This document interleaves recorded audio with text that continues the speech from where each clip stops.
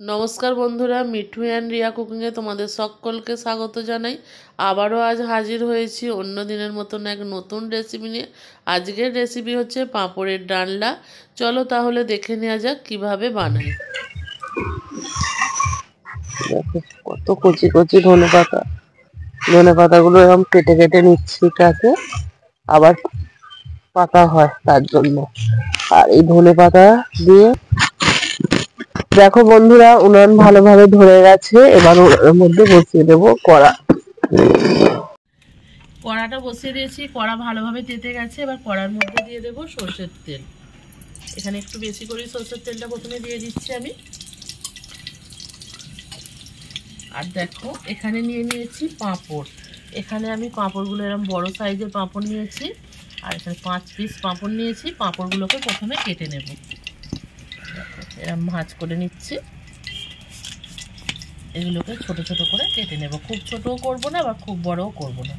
এই দেখো এইরকমভাবে কেটে নিচ্ছি। এই নিরামিষ পাঁপড়ের ডালনা বা তরকারি যে যেটাই বলো না কেন খুবই সুন্দর হয়। আর নিরামিষের দিন অবশ্যই এরম করে একবার হলেও বাড়িতে ট্রাই করে দেখবে, খুবই ভালো লাগবে বন্ধুরা। দেখো পাঁপড়গুলোকে সব ভালোভাবে কেটে নিয়েছি। এবার এখানে তেলটাও আমার খুব ভালোভাবে গরম হয়ে গেছে। এবার তেলের মধ্যে অল্প অল্প করে পাঁপড় দিয়ে ভালোভাবে ভেজে নেব। আর এই রান্নাটা সর্ষের তেলেই করার চেষ্টা করবে, দেখবে খুবই ভালো হবে। পাঁপড়গুলোকে খুব ভালো করে আমি ভেজে তুলে নেব প্রথমে।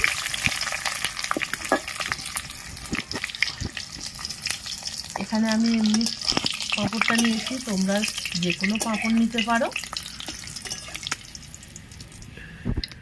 পাঁপড়টাকে আমি তুলে নেব। এই পাঁপড়গুলো ভাজা হয়ে গেছে, পাঁপড়টা খুব ভালোভাবে ভাজা হয়ে গেছে। এবার পাঁপড়গুলোকে আমি তুলে নেব।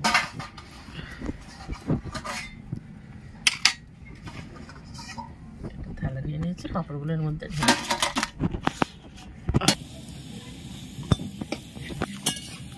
পাঁপড়গুলো খুব ভালো করে দেখো ভেজে নিচ্ছি।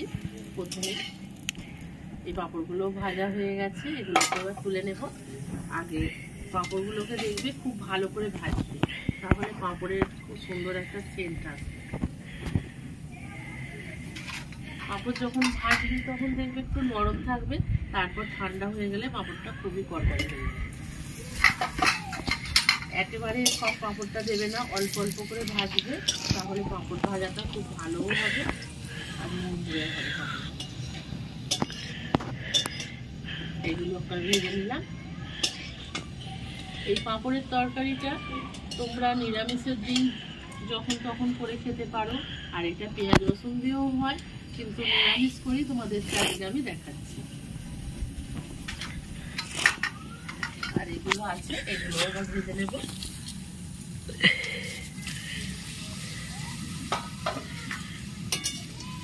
তোমাদের অবশ্যই ভালো লাগবে বন্ধুরা, তোমরা প্রথম থেকে শেষ পর্যন্ত ভিডিওটা দেখো, স্কিপ করবে না। আর তোমাদের খুবই ভালো লাগবে আজকের রেসিপিটা, তোমরা দেখো। আর ভালো লাগলে অবশ্যই লাইক কমেন্ট শেয়ার করবে, কারণ তোমাদের এক একটা কমেন্ট আমাদেরকে নতুন ভিডিও বানাতে উৎসাহ দেয়, তার জন্যই বলছি।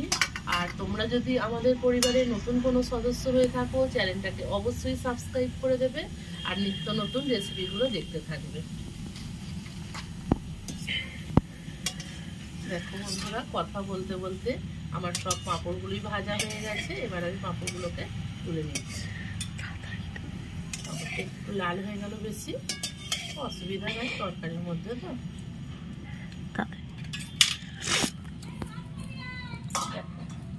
বন্ধুরা পাঁপড়গুলো সব ভাজা হয়ে গেল। এবার পাঁপড়টাকে আমি ছোট্ট ছোট্ট করে আলুগুলোকে কেটে নিয়েছি। এই আলুগুলোকে ওই তেলের মধ্যে দিয়ে ভালো করে লাল লাল করে ভেজে নেব। এখানে আমি চন্দ্রমুখী আলু ব্যবহার করছি, আলুটা খুব তাড়াতাড়ি সিদ্ধ হয়ে যাবে। আর আলুটাকে তোমরা যে আলুই নাও না কেন, আলুটা তো ভালোভাবে সিদ্ধ করতেই হবে। আর আলুটা একটু ঢাকা চাপা দিয়ে ভালো করে ভেজে নেব। ভাজতে ভাজতে 80% সিদ্ধ। আলুটা সুন্দরভাবে কালার আসার জন্য এখানে আলুর মধ্যে দিয়ে দেবো সামান্য একটু হলুদ গুঁড়ো আর দিয়ে দেবো সামান্য একটু লবণ। এটা দিলে না আলুটা খুব তাড়াতাড়ি নরমও হয়ে যাবে আর কালারটাও খুব সুন্দর আসবে।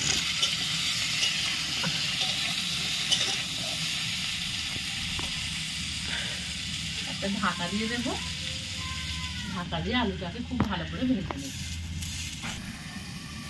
চলো বন্ধুরা একটু ঢাকাটা খুলে এটা একটু নাড়াচাড়া করে দিই, দিয়ে দেখবে এই আলুটা খুব ভালোভাবে নাড়াচাড়া করতে দেখছি আলুটা সিদ্ধ হয়ে যাবে।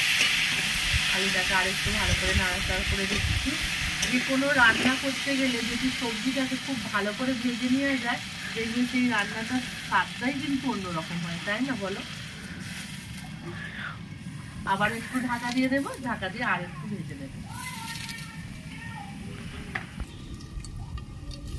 দেখো বন্ধুরা আলুটা খুব ভালোভাবে ভাজা হয়ে গেছে আর আলুটা লাল লাল করে ভাজা হয়ে গেছে। আলুটা 80% সিদ্ধ হয়ে গেছে।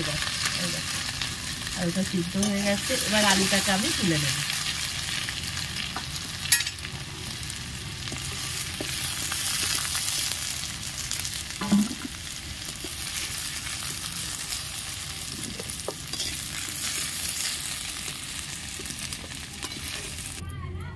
দেখো আলুটাকে তুলে নিয়েছি, আলুটা লাল লাল করে ভেজে নিয়ে তুলে নিয়েছি আর পাঁপড়ও ভাজা হয়ে গেছে তোমরা দেখলে।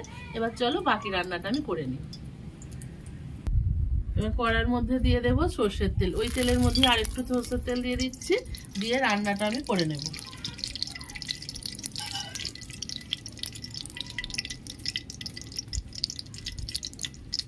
আর এখানে দেখো ফোড়নের জন্য নিয়ে নিয়েছি তেজপাতা, শুকনো লঙ্কা আর জিরে, এটা ফোড়নের জন্য দিয়ে দেবো এখানে। দিয়ে ফোড়নটাকে খুব ভালো করে ভেজে নেব।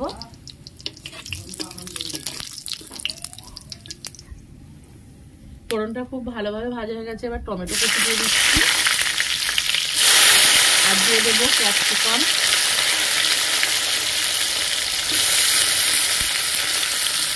দিয়ে এটাকে খুব ভালো করে ভেজে নেব।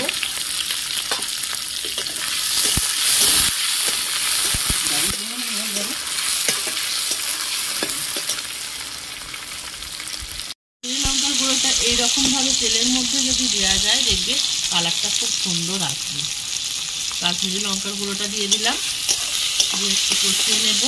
এবার দিয়ে দেব এখানে নিয়েছি আদা বাটা, এখানে 2 চামচ আদা বাটা আছে, আদা বাটাটা এর মধ্যে দিয়ে দেবো। দিয়ে আদাটাকে ভালোভাবে কষিয়ে নেব, আদা যতক্ষণ না কাঁচা গন্ধটা যাচ্ছে।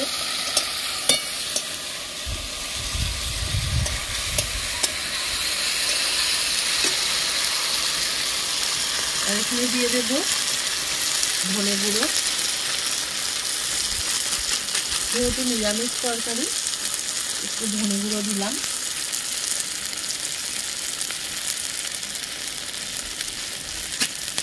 দিয়ে দেবো জিরে গুঁড়ো,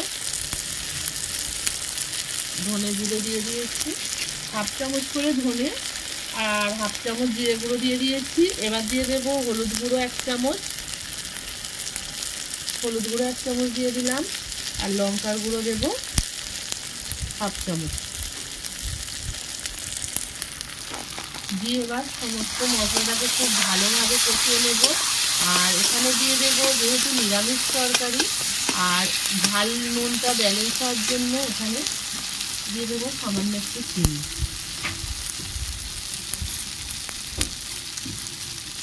দিয়ে এটাকে ভালোভাবে কষিয়ে নেব মশলাটা, যতক্ষণ না তেল ছেড়ে বেরিয়ে আসছে ততক্ষণ আমি মশলাটাকে কষাতে থাকবো।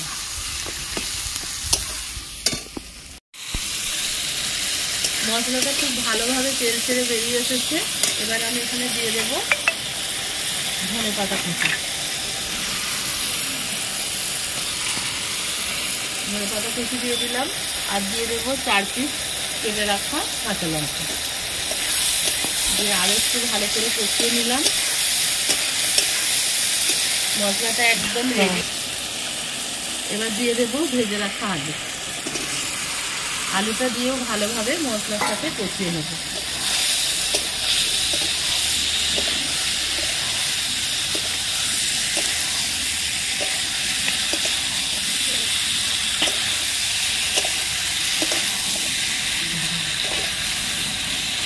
আলুর সাথে ভালোভাবে কষানো হয়ে গেছে, এবার দিয়ে দেবো স্বাদ মতো লবণ,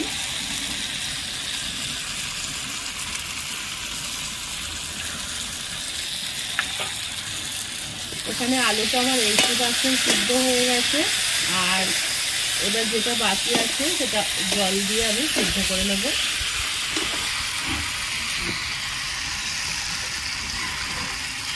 তার জন্য এই ডিশটা একটু জল দিয়ে দেবো, কারণ এতে অনেকটা তেল লেগে আছে। আমি জলটা এর মধ্যে দিয়ে দেবো। একটু জলটা এখানে বেশি দিতে হবে, কারণ পাঁপড়টা দেওয়ার পর দেখবে জলটা টেনে নেবে, তার জন্য এখানে একটু জলটা বেশি দিয়ে দিলাম। এবার এটা ঢাকা দিয়ে সিদ্ধ করে নেব। 2 মিনিট পর ফিরে আসছি। পাঁপড়গুলো দিয়ে দিয়েছি, এবার হালকা করে একটু নাড়াচাড়া করে দেব। হালকা করে, বেশি নাড়াচাড়া এখন দরকার নেই, কারণ এটা ফোটার পরই দেখবে পাঁপড়টা কমে যাবে। একটা ঢাকা দিয়ে দেবো, ঢাকা দিয়ে 1 মিনিট মতন ঢাকা দিয়ে রাখবো। তারপরে এটা খুলে তোমার 2 মিনিট পর ফিরে এলাম। দেখি এবার আলুটা কতটা কি সিদ্ধ হলো।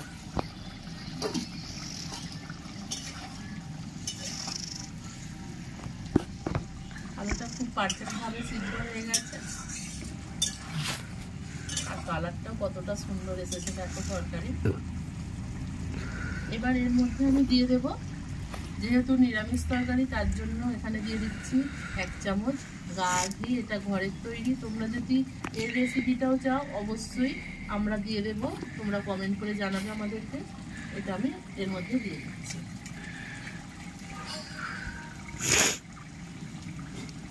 আর দিয়ে দেব গরম মশলার গুঁড়ো। এবার দেব 1/2 চামচ গরম মশলার গুঁড়ো। গরম মশলার গুঁড়ো আর ঘিটা অবশ্যই এই পাঁপড়ের ডালনায় দেবে, তাহলে দেখবি খুব সুন্দর হবে। এই সবটা দিয়ে ভালোভাবে মিক্স করে নেব।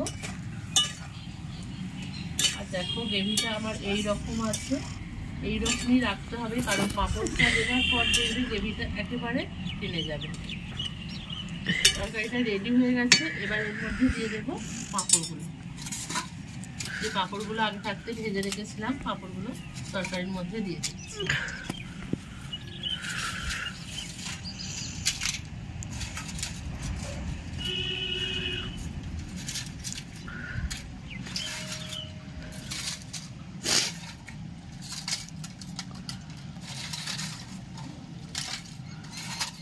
বানিয়ে নিলাম এই পাঁপড়ের ডালনা।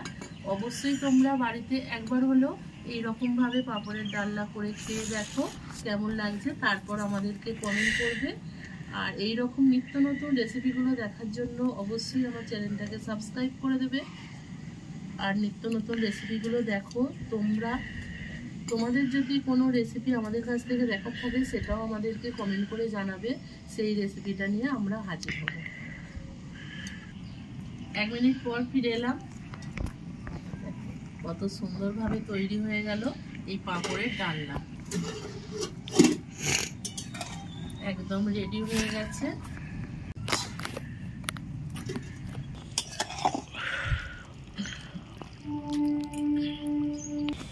এবার পাঁপড়ের তরকারিটাকে আমি ঢেলে নেব।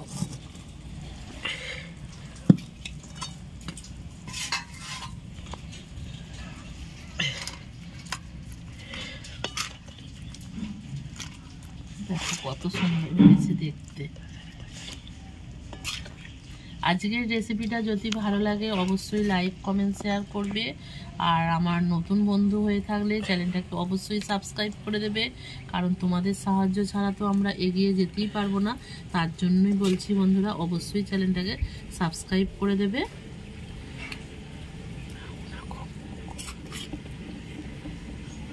আর আজকের রেসিপিটা অবশ্যই বাড়িতে একবার হলেও বানিয়ে খেয়ে দেখো, কত সুন্দর লাগছে পাঁপড়ের তরকারি ডালনা।